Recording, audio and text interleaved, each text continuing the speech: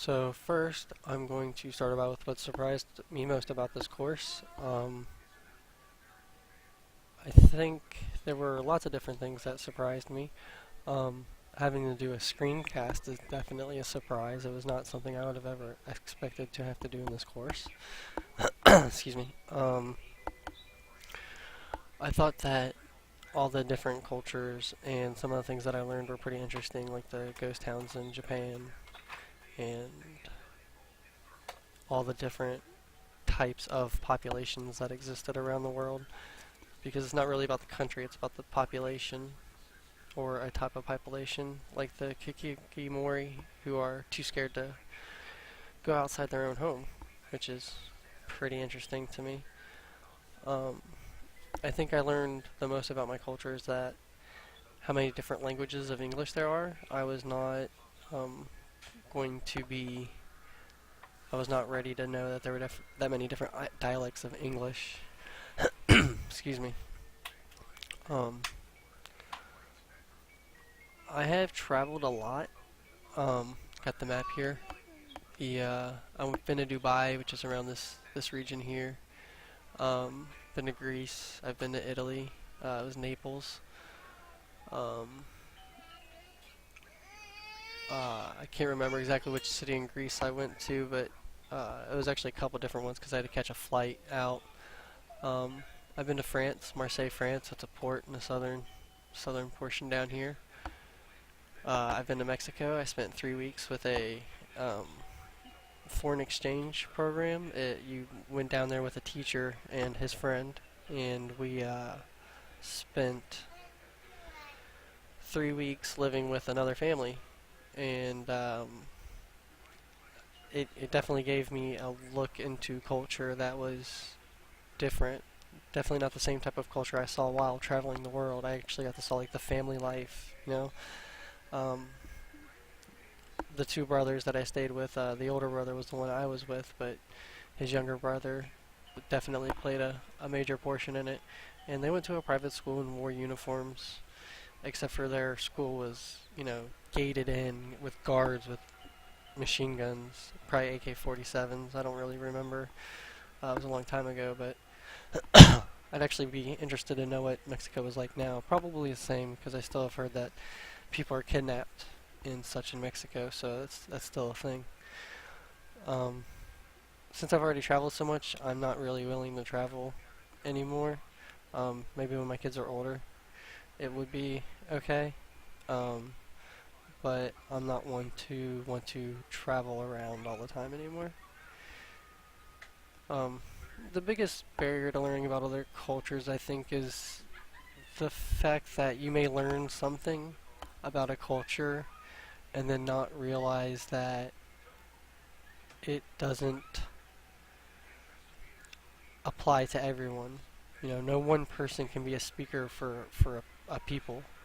There's no elected speaker for any race or any nationality, except for maybe the leader of the country. But even he doesn't speak for all the people of his country, does he? Um, his thoughts, ideas, and beliefs are different, and in some way we are all unique. Um, it is important to understand those things. That way you can at least ask, or um, at least not, at least look like you had some sort of awareness of their culture, and at least attempted to work with them in ways that go beyond just regular conversation. Um, but it's always one thing that you have to realize, that each person is an individual, and that each individual has their own personal beliefs, their own culture, so to speak. And so while we learn about an entire culture and learn things about them, we also have to remember that that doesn't apply to everyone that lives in that country. um, Things change a lot, and there are many, many different cultures all over the world. So the biggest barrier, other than, trying to apply something to a whole, like a stereotype, I think is the fact that there are so many different types of cultures and so many unique individuals of the trillion or billions of people on this planet. Um, is definitely a huge barrier because you can't meet everybody, and even when you can meet them, you may not know or be able to learn things about them. Maybe they're reserved. Um, so we'll go billion. That's what I thought. I don't know why I said trillion. There's 7.347 billion people on this planet. So here's my IES scores. Um, wasn't a whole lot of change in continuous learning. I'm actually surprised my self-awareness went down, especially since I thought it was higher to begin with.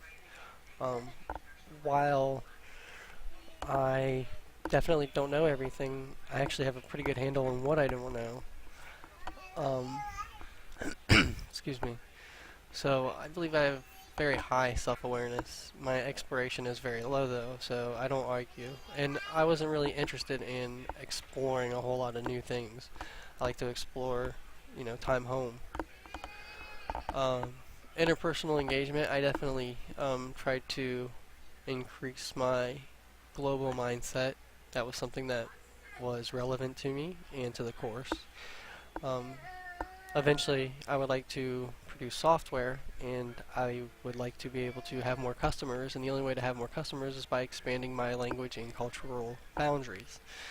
Um, so I've also, tried to read the news more often and so enhance my global mindset. Um, but while I'm interested in developing relationships with other people, I just really don't have the time right now.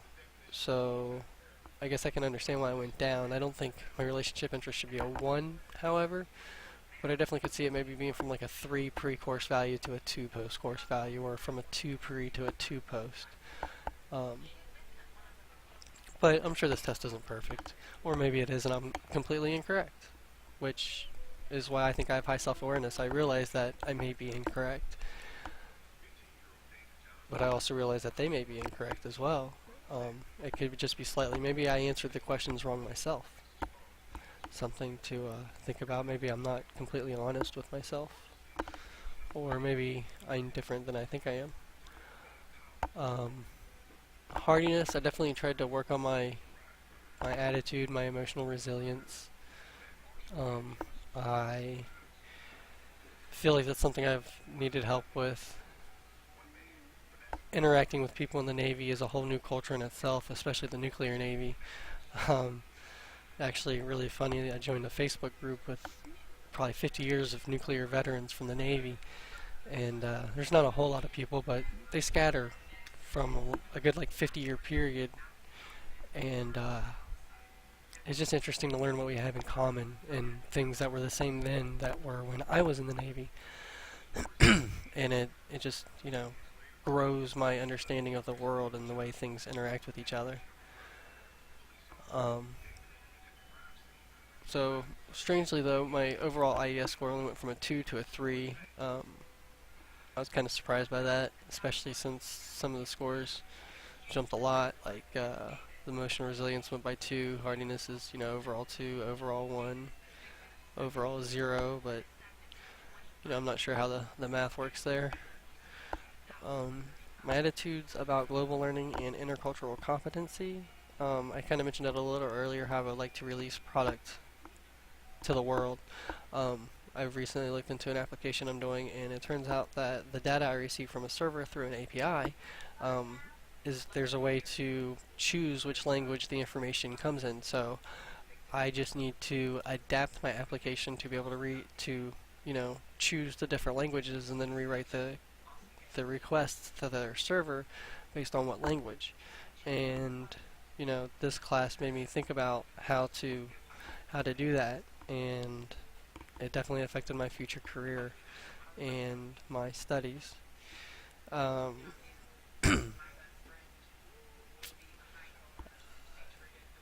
don't really have too much else to talk about other than that.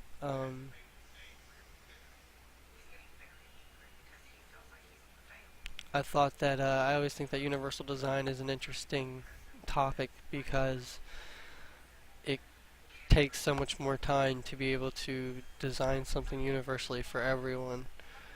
Um, I feel that it's definitely up to the people that create, the software and the development, um, the IDE, that they make it easily able to insert universal design into a project.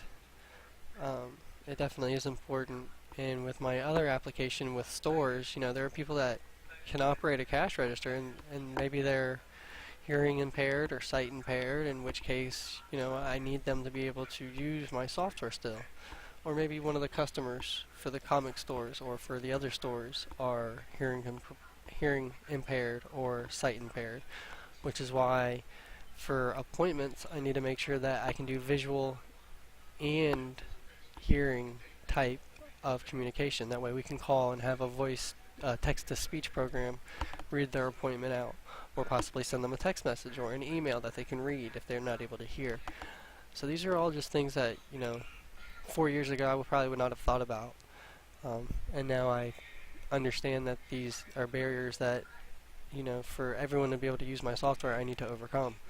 Um, while I guess it's still not my first priority, because obviously my first priority is to have something that functions for anyone. But I definitely will work hard to include as many groups as possible to use my software.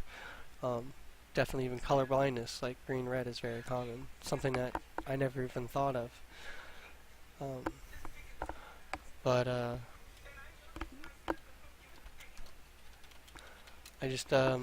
always learning new things, I think, and I was trying to find a picture of something that I had seen uh, before. Ah, so this image right here, instead of having, traffic lights that were lights like red, green, or sorry, red, yellow, and green, they would use this timer. That way you knew how long the light was going to be green or yellow or red. And I saw that a lot of people love this idea because it they just thought it would be kind of amazing to do things this way because of the way they looked and the design. Um, the only thing I can think about is the fact that how is 10% of the population, or sorry, it's more like 4, I think, uh, going to know which ones wait and which ones go. It's definitely a huge design flaw, and that's why universal design, global learning, and intercultural competency all always matter, even when you don't think it does, or even if you don't want it to. Uh, have a good night.